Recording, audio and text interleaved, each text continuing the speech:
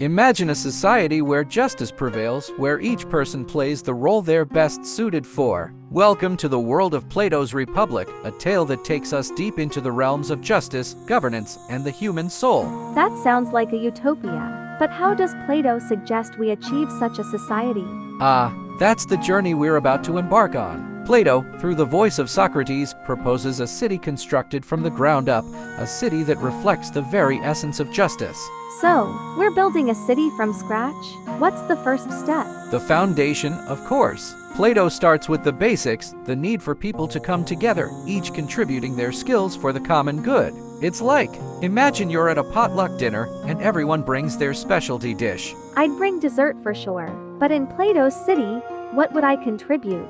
In this city, you'd contribute what you do best, ensuring that the whole community thrives. It's about harmony, where the producers, the guardians, and the rulers each play their part. Harmony, huh? But what about personal ambitions and desires? Great question. Plato acknowledges these but suggests that true happiness comes from fulfilling one's role to perfection, not from chasing desires that disrupt the balance of society. Interesting.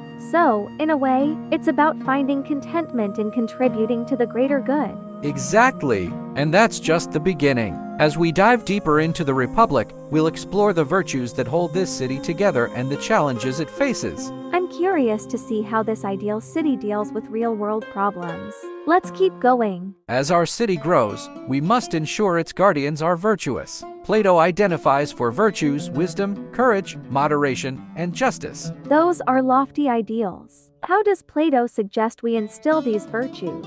Education is key. It's not just about knowledge, but shaping character. For Plato, education is a lifelong journey that begins with music and poetry to mold the soul. Music and poetry? That's unexpected. I thought we'd start with something like philosophy. Philosophy comes later. First, we need to harmonize the soul, just like tuning an instrument before a concert. I see. So, after tuning the soul, what's next? Then comes physical training to prepare the guardians to protect the city. But it's not just about strength, it's about developing courage and discipline. Makes sense. A strong body and a harmonized soul. But what about wisdom and justice? Wisdom comes from the rulers, those who've seen the truth of the forms, especially the form of the good. They're the Philosopher-Kings. Philosopher-Kings? So, rulers need to be philosophers? Precisely. They're the ones who truly understand what's best for the city. And justice? It emerges naturally when everyone does what they're best suited for, without interfering in others' roles. So, in this city, justice is like everyone staying in their lane? Exactly. When each class performs its function well, the city as a whole flourishes. It's a fascinating vision, but I wonder how it holds up against the complexities of human nature. That's the challenge Plato addresses next. Shall we explore it? Now, let's venture into the shadows to confront the illusions that bind us. Plato presents us with the allegory of the cave, a powerful metaphor for enlightenment. A cave? This is getting mysterious. Tell me more. Picture this, prisoners chained since birth in a cave, facing a blank wall. Behind them, a fire burns, and between the fire and the prisoners, there's a walkway. Sounds grim. What do they see? Shadows. Objects pass along the walkway, casting shadows on the wall. The prisoners believe these shadows are reality. But it's all an illusion, right? Exactly. Now, imagine if a prisoner is freed and sees the fire, the objects, and then the world outside the cave. It would be overwhelming. Indeed. The sun's light is blinding at first, but it reveals the true forms of things, the reality beyond the shadows. So, the cave is like our misconceptions, and the sun is truth? Precisely. And those who see the sun, the Philosopher-Kings, must return to the cave to lead the others out of darkness. That's quite the responsibility.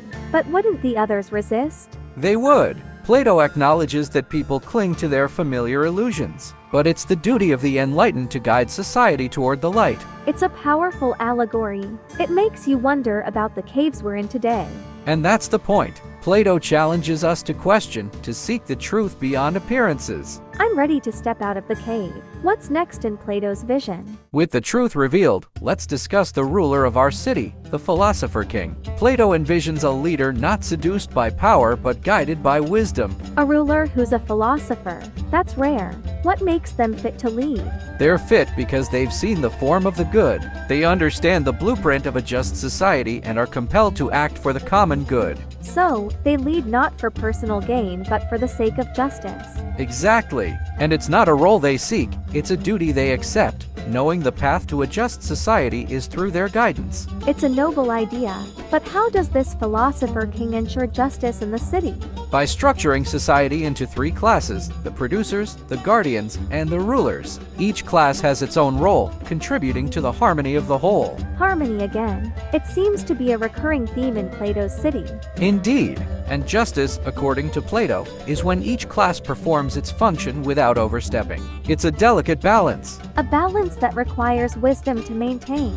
Precisely. And that's where the Philosopher-King's vision is crucial. They see the city as a reflection of the soul, with reason, spirit, and appetite in balance. The soul reflected in the city. That's a profound concept. It is. And in this reflection, we find Plato's ultimate message: a just society is one where each person is valued for their contribution, where the pursuit of the common good leads to fulfillment for all. I can see the allure of such a society. It's a vision that still inspires today. And it challenges us to consider the nature of our own society. Are we contributing to the common good? Are we in balance? Those are questions worth pondering. What's next for our exploration? As we reach the end of our journey through Plato's Republic, we find ourselves reflecting on the enduring question: what is justice? It's a question that seems simple, yet it's so complex. Indeed. For Plato, justice isn't just a concept for the individual or the city. It's a cosmic principle that governs all things. A universal truth that transcends time and place. Exactly. And as we've seen, justice in the city mirrors justice in the soul. It's about harmony, balance, and each part fulfilling its purpose. So, what can we take away from Plato's vision for our own lives? We can strive for balance within ourselves, aligning our reason, spirit, and desires. We can seek roles in society that resonate with our true nature. And in doing so, perhaps we contribute to a greater justice in the world. That's the hope. Plato's Republic may be an ideal, but it gives us a blueprint for striving towards a just and virtuous life. It's been quite the philosophical adventure. I've enjoyed exploring these ideas with you. And I, with you. Plato's Republic challenges us to think, to question, and to aspire to a higher understanding of justice. It's a challenge I'm willing to accept. Let's take these lessons and look at our world with fresh eyes. May we all find our place in the sun, beyond the shadows of the cave. You know, that reminds me of a joke. What did one platonic form say to the other? I have no idea. What? I can't believe we're both so ideal. That's a good one. Even in the world of forms, a sense of humor is an ideal trait. Exactly. It's all about finding the perfect balance, even in comedy.